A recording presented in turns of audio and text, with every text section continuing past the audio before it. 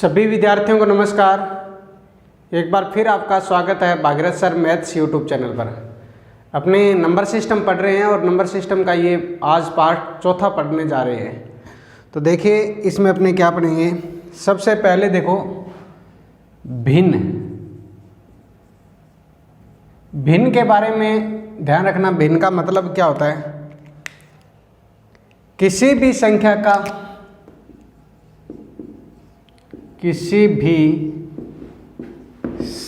का भाग प्रदर्शित करता है।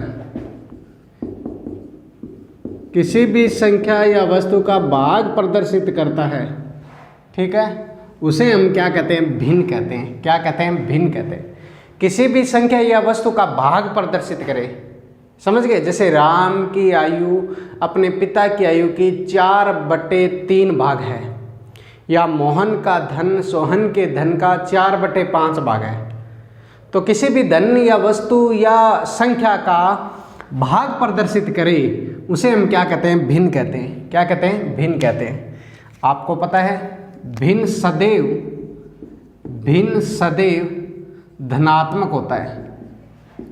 भिन्न सदैव धनात्मक होता है ना।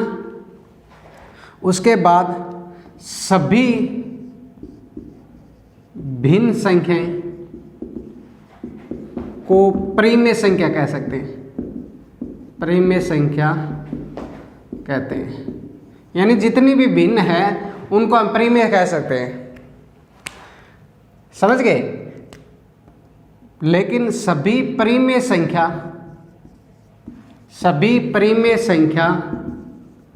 भिन्न नहीं होती। सभी परिमेय संख्या भिन्न नहीं होती है, लेकिन सभी भिन्न को आप परिमेय कह सकते हो। देखो सुनो कैसे। ये परिमेय है ना, ये दो प्रकार की होती है। एक तो ऋणात्मक परिमेय संख्या और एक धनात्मक परिमेय संख्या। अब सभी परिमेय में तो ऋणात्मक भी आती है और धनात्मक भी आती है, लेकिन भिन्न तो धनात्मक होता है ना। तो केवल धनात्मक परिमेय संख्या को आप क्या कह सकते हो? भिन्न कह सकते हो। केवल धनात्मक परिमेय संख्या ही क्या होती है? भिन्न होती है। ये बात आप ध्यान रखना। इसलिए सभी भिन्न है ना। अब ये भिन्न है, ये धनात्मक परिमेय संख्या है और धनात्मक परिमेय संख्या से तो आई है। इसलिए सभी भिन्न को तो परिमेय कहते हैं, लेकिन सभी परिमेय में तो ऋणात्मक और धनात्मक दोनों आती है। इसलिए धनात्मक तो परिमेय भिन्न होगी, लेकिन ऋणात्मक परिमेय भिन्न नहीं होगी। इसलिए हम कह सकते हैं कि सभी परिमेय संख्या को आप भिन्न नहीं कह सकते। धनात्मक परिमेय संख्या को आप भिन्न कह सकते हो और सभी भिन्न संख्या को परिमेय संख्या कह सकते हो। और भिन्न सदैव क्या होता है? धनात्मक होता है। भिन्न किसी भी संख्या का क्या करता है? भाग प्रदर्शित करता है। समझ में आ गई बात? यहाँ तक समझ में आ गया? यहाँ तक कोई प्रॉब्लम नहीं है किसी को? समझ में आ गई बात? नेक्स्ट देखिए, अपने ये सारी बातें आपको क्लियर होनी चाहिए। देखो उसके बाद देखिए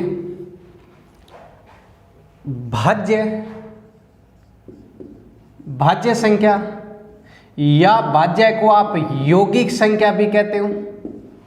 यौगिक या आप संयुक्त संख्या भी कहते हो। संयुक्त संख्या, भाज्य, यौगिक या संयुक्त संख्या, ये क्या होती है? ठीक है, कंपोजिट नंबर है। भाज्य, यौगिक या संयुक्त संख्या क्या होती है? सुनिए, आप क्या कह सकते हो? जिस संख्या के 2 से अधिक अपवर्तक हो, समझ गए? या जो संख्या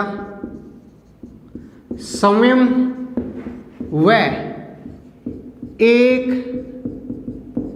के अलावा के अतिरिक्त अन्य संख्याओं से भी विभाजित हो।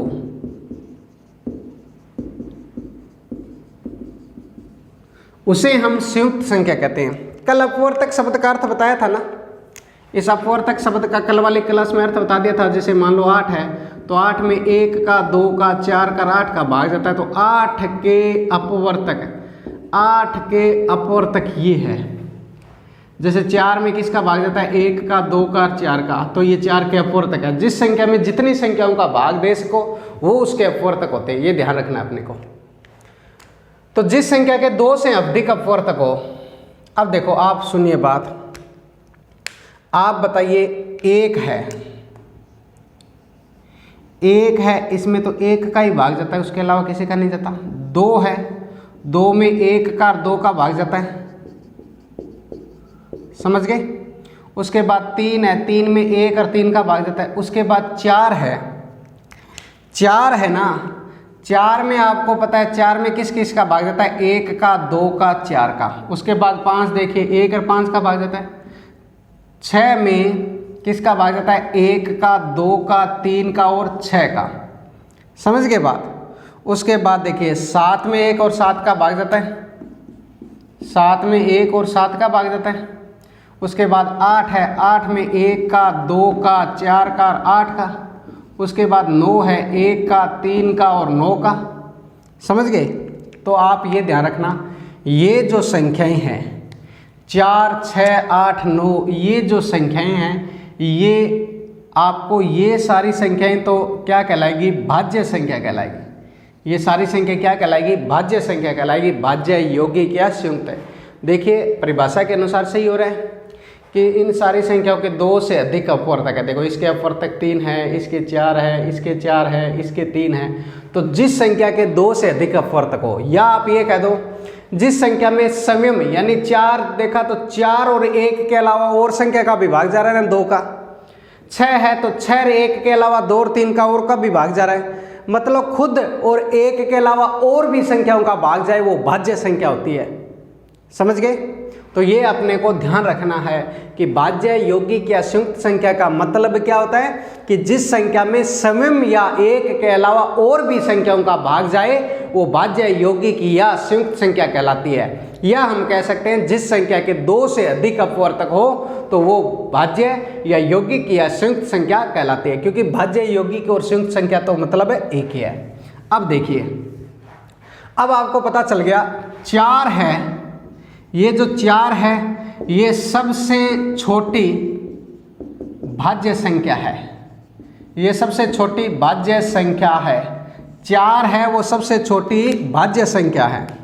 लेकिन आप ध्यान दीजिए 4 के बाद भाज्य संख्या क्या है, 6, 6 के बाद क्या है 8, 8 के बाद क्या है 9।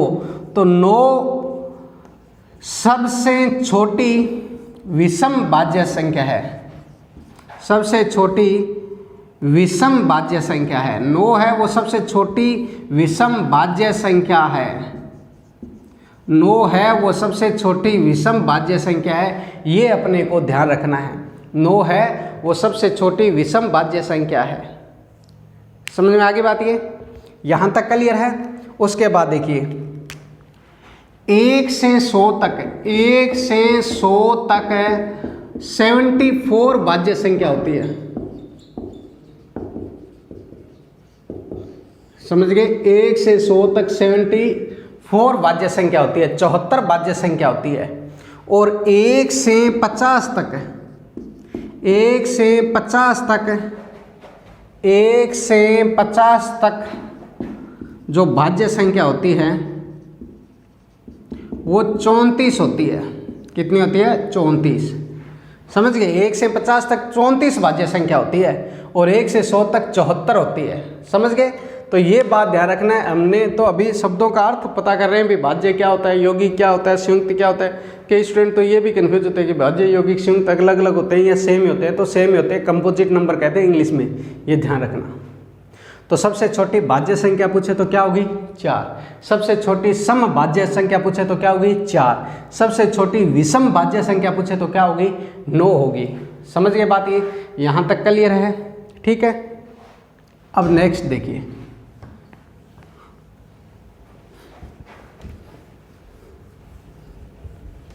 नेक्स्ट देखिए, नेक्स्ट क्या है।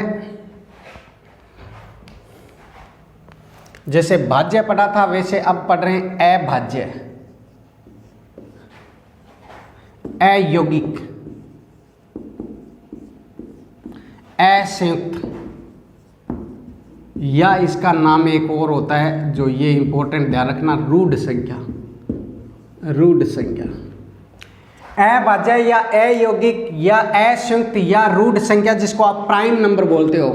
क्या बोलते हो? प्राइम नंबर बोलते हो। ठीक है, ये क्या होता है उसी परिभाषा के अनुसार पढ़ लेंगे जैसे हमने भाज्य में पढ़ लिया था। इसमें पढ़ेंगे जिस संख्या के केवल और केवल दो ही अपवर्तक हो, जिस संख्या के केवल और केवल दो ही अपवर्तक हो वो अभाज्य संख्या कहलाती है। वो क्या कहलाती है? अभाज्य संख्या। या हम कह सकते हैं जिस संख्या में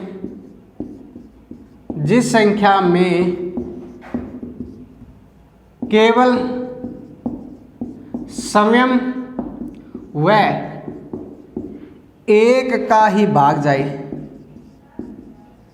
जिस संख्या में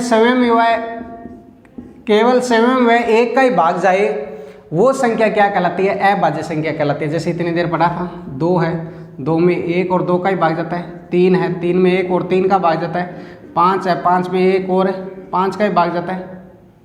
समझ गए?